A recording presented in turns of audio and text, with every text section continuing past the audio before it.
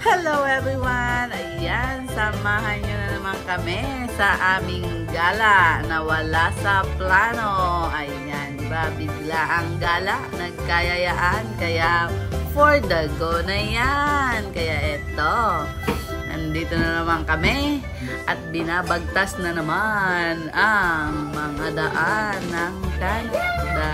Ayan, siyempre nagsitulog na sa daan kasi anong oras na? 12:58 na ng gabi. At ayan, nasa lansangan kami. At hulaan nyo kung saan kami pupunta. Sabay ganon. At ayan, madaling umaga na pala. At kami ay papalapit na sa aming pupuntahan. Ay malayo pa pala yan. Nasa busy pa lang kami. O, ayan, di ba? Ang ganda-ganda ng Canada. Ang ganda-ganda ng bundok. O, di ba? Ikot lang ng ikot hanggat kaya pa mag-drive ng ating mga driver. Diba? Sino mag-aakala na yung bigla ang gala, bigla ang yayaan ay ayan ngayon. Rumaratsyada na sa daan papunta sa kung saan. Diba? At dahil nga po mga gala kami, kami yung mga pamilyang gala, kaya ito, samahan nyo kami. Pasyalan natin ang Alberta, Canada. Pupuntahan natin ang isa sa pinakamagandang lake na matatagpuan sa Alberta. Yan po ang Lake Louise. Kaya ito, baybayin natin ang mahaba-habang daan papunta sa Lake Louise, diba? Papunta sa Lake Louise. Para lang ayan, diba? Galing po tayo ng Vancouver, Canada. At pupuntahan po natin ang Lake Louise, ang pinakamagandang lake sa Alberta, Canada. O, diba? Sa daan pa lang, o, diba? Madaling umaga pa lang yan. Ay ang ganda-ganda na ng tanawin, o 'di ba? Yung mga bundok na may mga snow pa kahit pa-summer na at malamig pa rin ang weather, o 'di ba? Ang ganda-ganda ng tanawin, yung mga bundok na may mga snow, yung mga puno, o 'di ba? Pag nature's flower kaya ng haring araw, bumabati ng magandang umaga. Great morning, everyone! O, diba?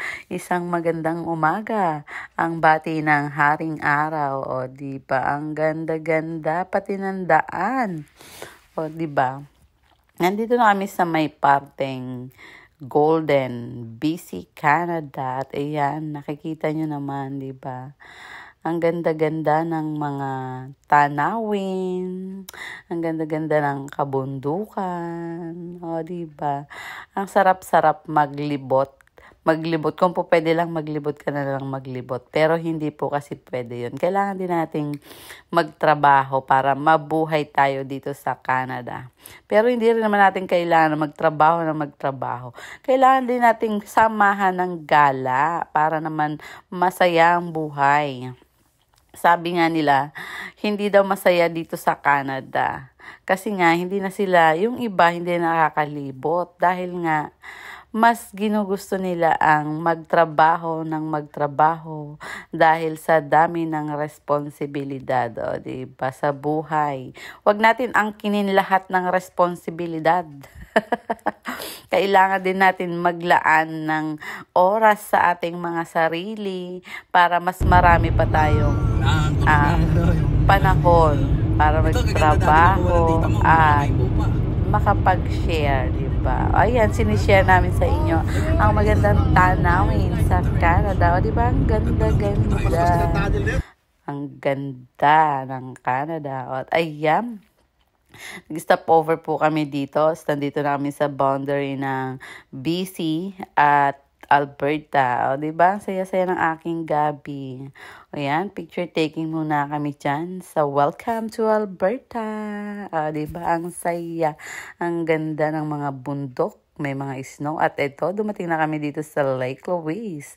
Ng umaga na ay, o, diba? Ang ganda. Ang ganda-ganda. At ayan, pumasok nga kami sa kanilang Visitors Information Center. O, diba?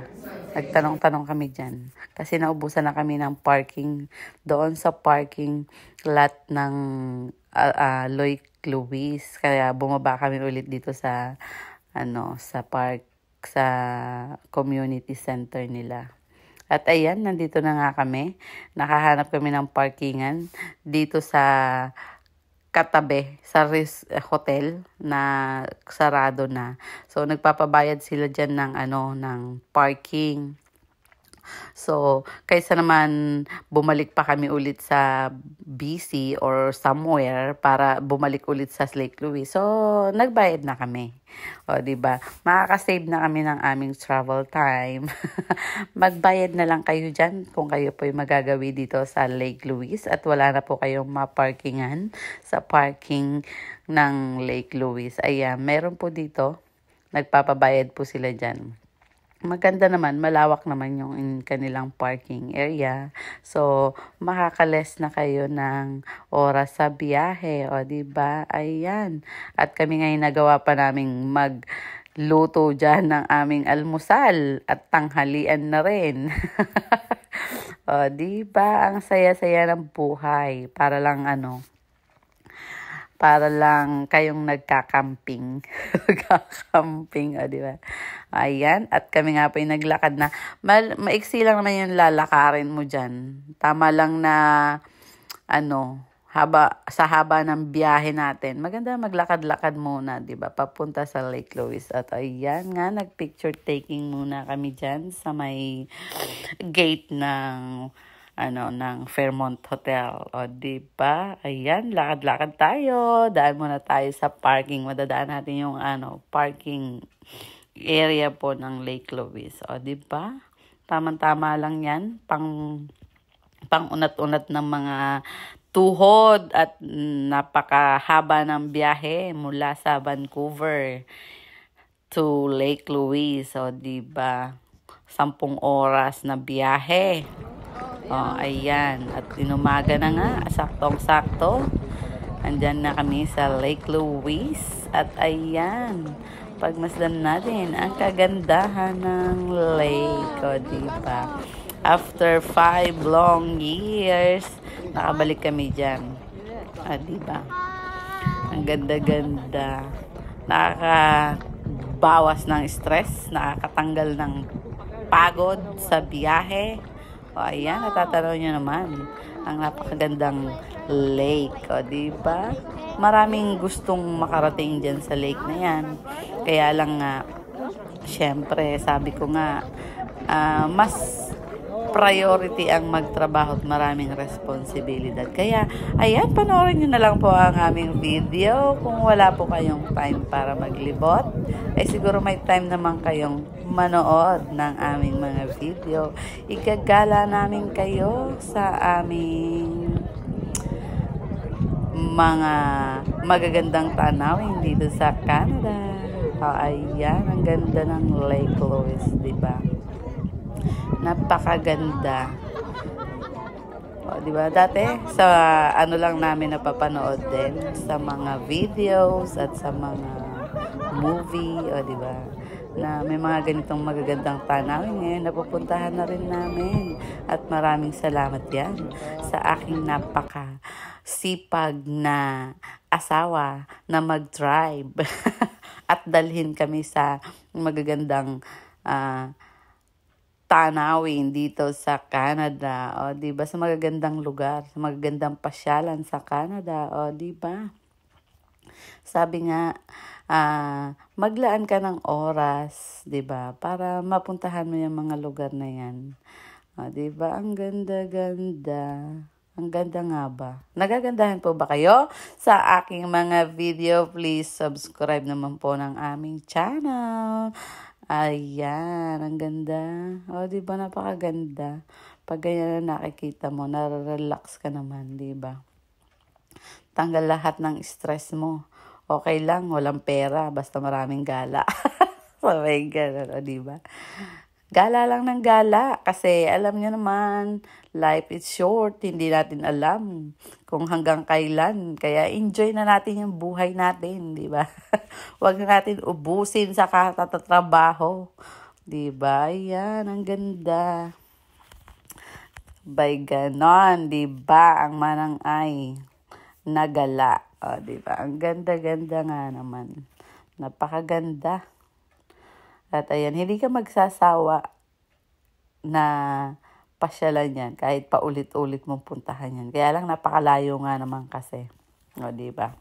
Kaya nga kami 5 years bago kami nakabalik dyan. O, di ba? Ang ganda. Napakaganda. Ngayon, sana naman kung nagagandahan kayo, please subscribe po ng aming channel. At mag-comment na rin kayo. At i-share nyo na rin po. Ayan, o diba? Ayan ang Boston o diba? Nakarating sa Lake Louise. Ang matagal niya ng pangarap na marating, o diba? Sa wakas, nakarating sa nang walang plano, o diba? Yung biglaang yayaan lang. Talaga, ngayon na, alis na tayo. O sige, punta na tayo, o diba? Yan yung mga gala na wala sa plano, pero nangyayari, o diba? Mas maganda ganun. Hindi yung puro na lang plano ng plano, pero hanggang plano. Ngayon yung plano na yun, nakulayan na, di ba? Ang ganda-ganda, o di ba? May pa-moment din ang aking asawa. At ayan, napakagandang ibon. O, pinicturean ko na rin. At ayan ang aking dalaginding na kailangan pilitin mo pa bago mo picturean. Kasi medyo masama yung kanyang pakiramdam dyan. Dahil sa haba ng biyahe, na-upset ang kanyang tummy. O, diba? Ang Kuya Teo namin, malaki na rin. Binata na. O, diba? May payakap pa ang Boston sa sobrang tuwa niya sa tito niya. O, diba? Kaya ng manang ay umaaura. O, diba? Ang ganda ng Lake Louise. Kasing ganda ng likod ko. Kasing ganda ng likod ko. Ayan, si Ate Cha. O, diba? May pa-moment din kami ng aking travel buddy, o diba? Ang ganda, sulitin ang bawat minuto, ang bawat segundo na nasa Lake Louise ka. Kasi alam nyo na, madalang mapuntahan. Kaya ayan, picture lang ng picture. Wag po kayo magsasawa dahil sinishare ko lang po ang aming mga moment. O, diba? Ang aming kuya. Libutin na lang, nagpapapicture na din siya. At may pa-selfie kaming mag-ina. O, diba? Ayan, may family picture kami. Salamat sa aming photographer. Ayan ang Ate Chris at si Gabi. O, diba? Bawat, ang ganda-ganda. Kaya hindi ka talaga magsasawang picturean. O, ayan, ang mga landscape ng Lake Louise. O, diba? Ayan yung mga anak kong, nagmamaktol na yan. Kaya, mga stolen shot na lang yan sila. O, diba? O, ang ganda-ganda. Nakakatuwa, diba?